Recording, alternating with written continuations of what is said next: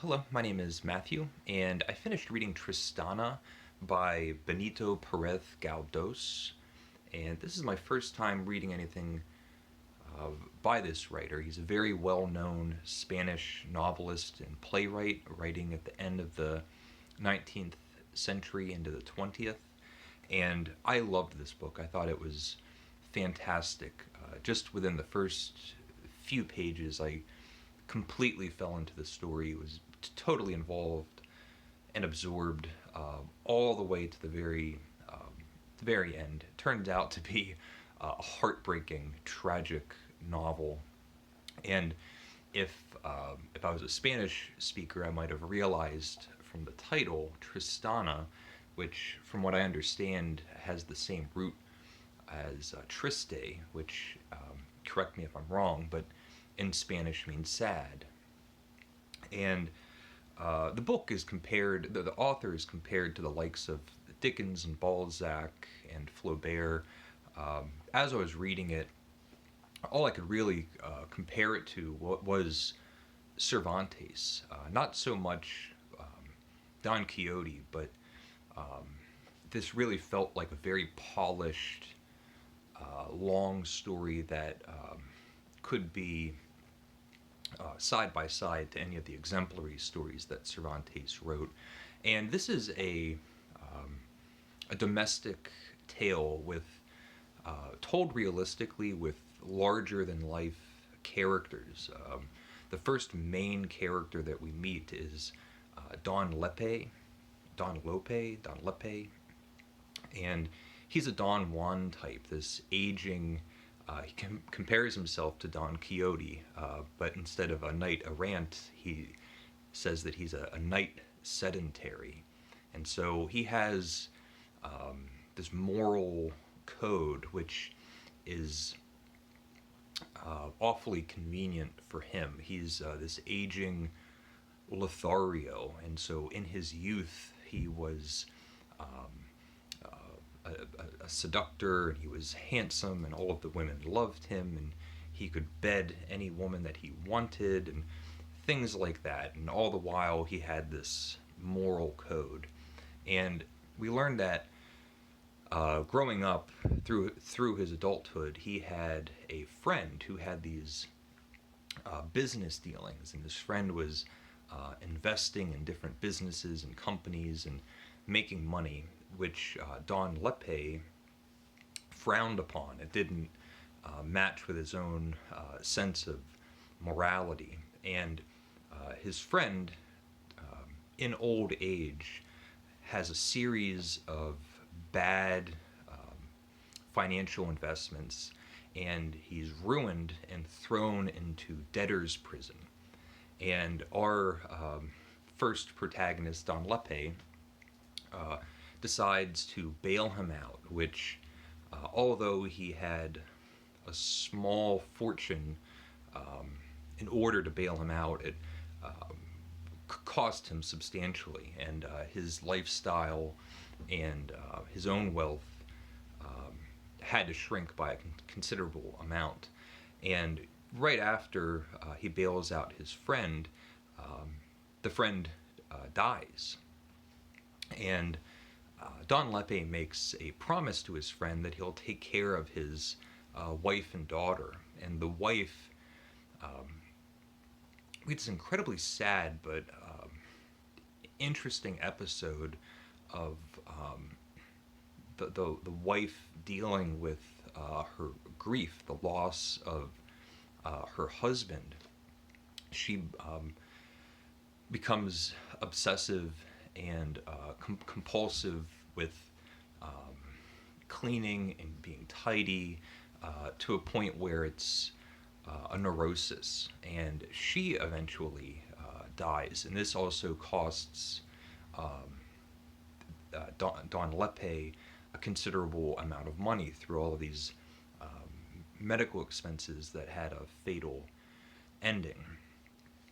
Finally, Don Lepe takes in their surviving daughter. Her name is Tristana, and now she is living in the house with Don Lepe.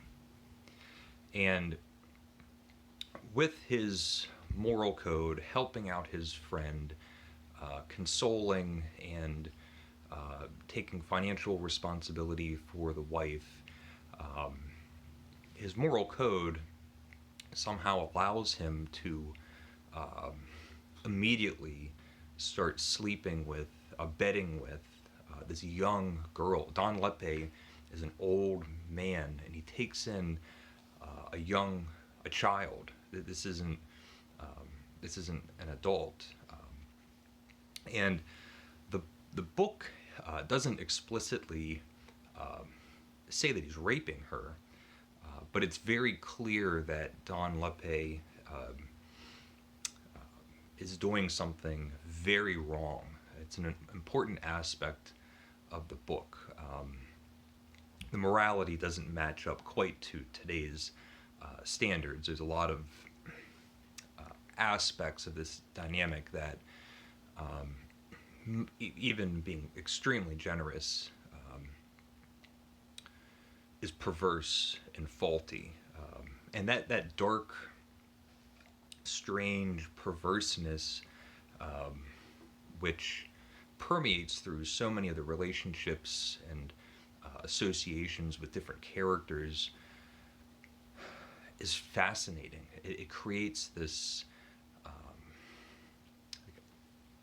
immoral, kind of gross feeling running throughout the book. And the author, or the narrator of the book, Galdos, or the narrator, uh, is very, really hammers this point, how wrong this is.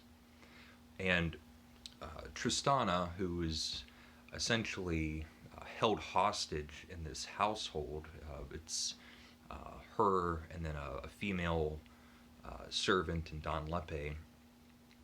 They're all living together in this very strange circumstance. People in the town um, are confused to the relationship, if she's somehow a cousin or a niece or a daughter, and it's kept secret.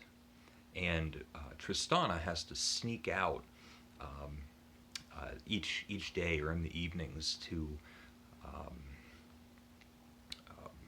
have a social life and meet people. And Tristana, who we learn a lot about, has aspirations and wants independence. She's told at an early age that she only has um, a few pathways to live a life as a young girl at the turn of the century in Spain. She can sew dresses, she can be a wife, and then it often says, or there's another option, which I always took to be some form of prostitution.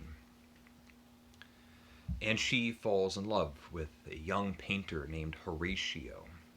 They they have this very romantic meeting, and they're both quite shy and meek with how they become closer to one another. Eventually, that they're in love, and their relationship is also difficult. She won't just fall head over heels in love with this person. She wants to retain her independence. And this young man, his name is Horatio, he's actually kind of taken aback that she is not falling in line into her proper role as a young woman, and just following his lead and agreeing to everything that he is saying. And then how their newfound love, their budding romance, how all of that affects Don Lepe and his suspicions and anger, and how he responds to this situation is really interesting to follow through.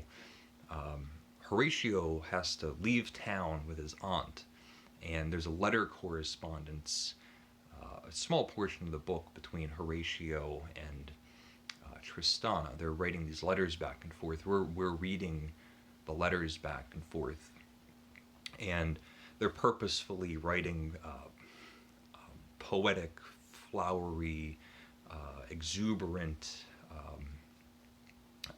letters, sort of showing off all of their expressions of love. And while they're apart, Tristana suffers an unfortunate injury. Uh, it she's now lame. She can't. She's bedridden, and Don Lepe, who knows that she's having this letter correspondence and that she has a romance, is really being antagonistic.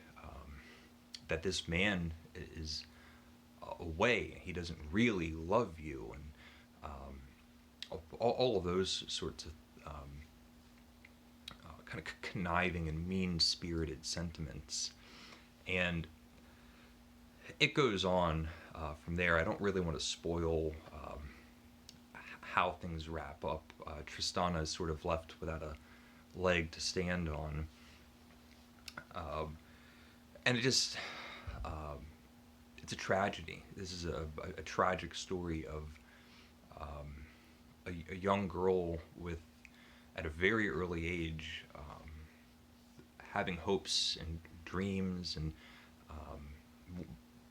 dreams of being a painter or a musician or a poet or an actor, and the few things that we see her pursue, she's quite talented. She had a lot of potential to be something great, and through her circumstances, her home life, and unforeseen fate, just accidents that happen, robbed her of any sort of life anybody would dream about. And I loved it. I thought it was fantastically written.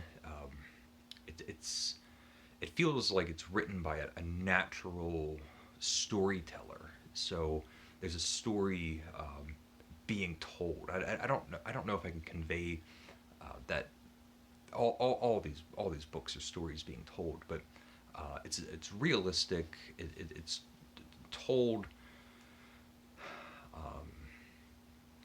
as if someone knows they have a really good story to tell. Anyway, so Tristana by Benito Pérez Galdos. I would absolutely love to read more by this author. He was apparently very prolific, but I'm not sure how much is available in English.